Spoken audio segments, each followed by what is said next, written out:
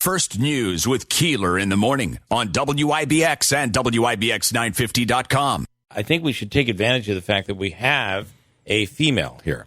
Yes, right? Because there's a lot of questions we have. We have many questions. We are just stupid guys that need answers. Okay, I'm wondering, and you're how old? How old are you? Is it appropriate for me to ask that question? I think so, yeah. I'm 26. 26 years old. All right. As a 26-year-old, I would assume that what's going on in the world today where the empowerment of women is important to you. Mm-hmm. It is to me, too, because I have a daughter, and I think that way, that it's important because I think a woman can do anything that a man can do. I have all sisters. I'm in the same boat. You have all sisters. Yeah. So it means something to you. But I would ask you, if a woman punches a guy, I'm about to read a story. Okay. And if a woman punches a guy, should she be arrested for that? Well, like, is there more to the story? Well, did they know each other? They knew each other. Listen, in the eyes of the law, assault's assault. Let me ask you the question. Yeah. Then, if a man punches the woman, should he be arrested? Yeah. Is it any different is there a difference between the man punching a woman and the woman punching a man? Well, I feel like they're both somewhat situational. They are, but I mean, let's say it's just a dispute. Yeah, then they should both. Both of them should be arrested.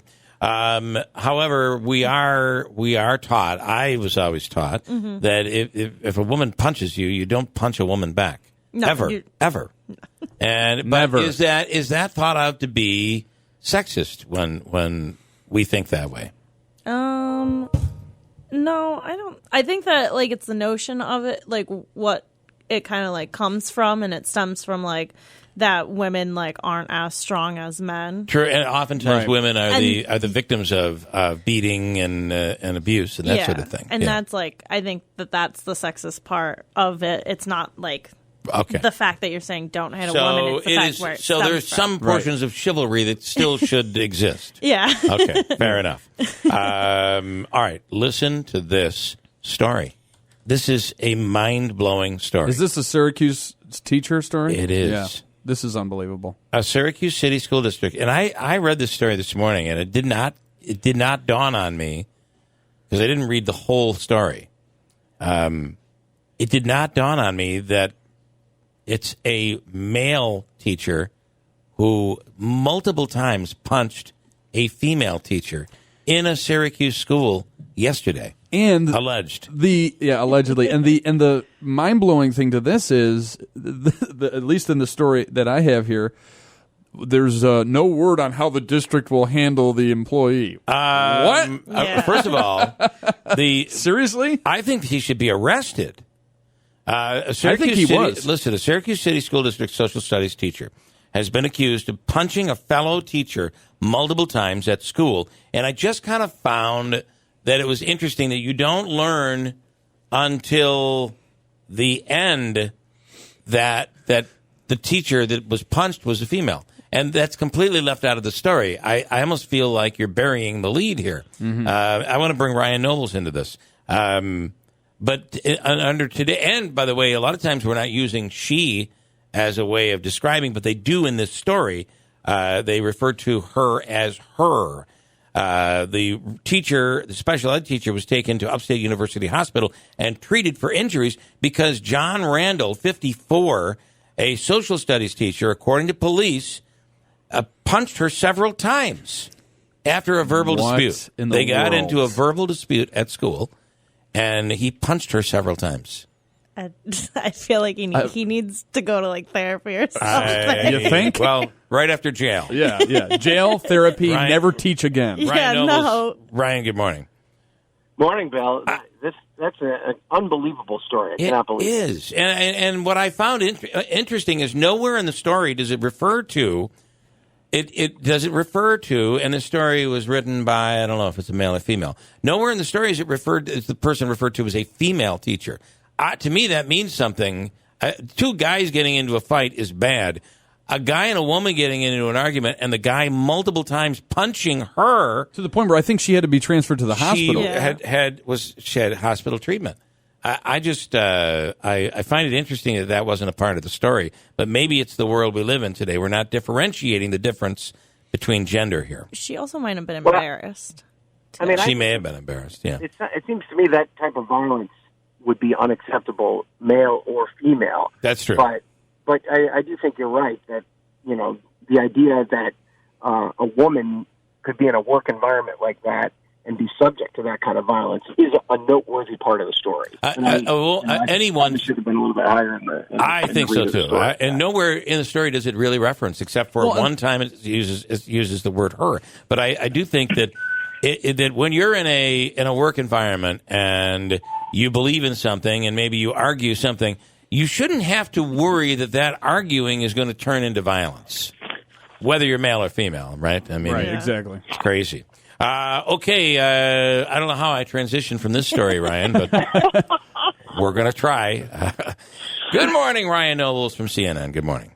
Good morning, Bill. How are you? How's everything going? Well, a lot better than it is in Afghanistan. What a White mess. House in some cases. Yeah, I mean, this is a black eye on the Biden administration.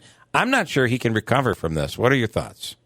I mean, I think I'd be a little reluctant to, you know, write the epilogue of the Biden presidency based on this. There's a long way to go, and I still think that despite how bad the optics are in Afghanistan, I think that we sometimes lose sight of the fact that when you look at most public opinion polls, most Americans believe that we should be out of Afghanistan. They believed in the policy. Where Biden has run into trouble is that the execution of that policy has been such a disaster. Yeah. And I think that this is going to be one of these things where, you know, over the long term, you know, we're going to look back on whether or not this decision was a wise one. And, you know, if we're a month from now, all Americans are evacuated without any kind of serious casualties or, you know, injuries, and, you know, the situation there becomes stable in that there's no kind of American problem, you know, there's a good chance that a lot of Americans got it. Yeah. You know, that's not to say that that's a good thing. There probably is the potential for, you know, a wide variety of human rights abuses. Obviously, women and girls are not going to be treated well there now. But, you know, the average American isn't thinking all that much about what's happening in a place like Afghanistan. So this is a bad situation for Biden right now, but, you know, there's a long way to go before we say this is what killed his presidency. So, and I would ask you what you're hearing. Of course, the story had come out that the warning from many on the ground, many military experts, at least from some, was that something like this would happen if we exit. So be prepared for it. Be prepared to come up with a solution. Are we? Did you just get splashed or something? You just fell in a pool or something. Are we? What I want to know though is this an example of the Biden administration and Washington making military decisions and against the advisement of the military, or does the military share some of the responsibility here for getting this so terribly wrong? Well, I think you just nailed, Bill, the number one question that I think most lawmakers that I talk to on a daily basis have, and that's both Democrat and Republican. Right. Because there seems to be a disconnect between what you're hearing in these briefings at the Pentagon, these briefings at the State Department, what the president says, and then what members of Congress are saying when they leave classified briefings where these Defense Department people and intelligence officers can give them the real story as to what they knew. Right. And, you know, I was in a briefing with Adam Schiff, who's the House Intelligence Chair, a Democrat, a Biden supporter, you know, a longtime nemesis of the former president, Donald Trump. And he had a very sober readout of an intelligence briefing that he received where he basically said for 6 months the intelligence community was warning the Biden administration that the Afghan military would not be able to hold off the Taliban. These were warnings that were given 6 months ago, not warnings that were made after the decision was made to pull out. So it seems as though, you know, Biden was told, listen, if America leaves, the Taliban's going to take over. And he made the executive decision that 20 years is too long, and we've proven that we can't stabilize the country. We just need to get out.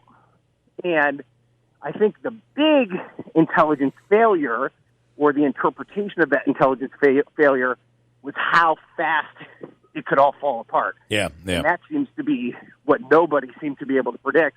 And I think that's part of why the optics of this look so bad. Yeah. So even on the ground, the thought that and we heard this, right? We heard this from even from President Biden, who said that this happened a lot quicker than we thought it was going to. But that to me contradicts when he said they thought at one point he thought that the Afghanis could maintain their independence and they could fight off the Taliban. Well, this has been President Biden's biggest problem throughout this entire process. Everything he has said, everything he has predicted, I should say, about the way that this draw would come down has turned out to be completely the opposite. Right. He said that it would be a peaceful transition. He said that the Afghan military was prepared to handle any kind of threat from the Taliban. He said that Americans would not be at risk if something like this were to occur, and all that has proven not to be true. And I think that when you talk about the future of his presidency, I think that's where the problem lies. Yeah. Because, as we said before, it's about, the message of competence. Do Americans feel that he can competently handle the job? And if you have this as evidence of his lack of competence, well, then how do you feel about whether or not he can handle the economy, right, or COVID recovery, or shepherding through, what they're planning on spending $5 trillion in taxpayer funding? Right. It's just, it plants this seed of doubt in the back of your mind. Okay, we'll see where the next few days take us. Ryan, we appreciate it. We'll do it again next week. Thanks, man. All right, I'm heading in to talk to the House Speaker, Nancy Pelosi. So do you have any specific questions for her? I was going to I'd like to know if she knows how to pronounce Kathy Hochul's name. Yeah, apparently. All right. Okay, I can ask her. That's actually probably a good one. Because apparently no one in the national news media knows how to do it. Had to make a few phone calls yesterday. Buffalo. Ryan, so I know. you definitely know. So, all right, man, thanks. All right, have a good one, guys. You do the See you same. later. Bye. Thanks.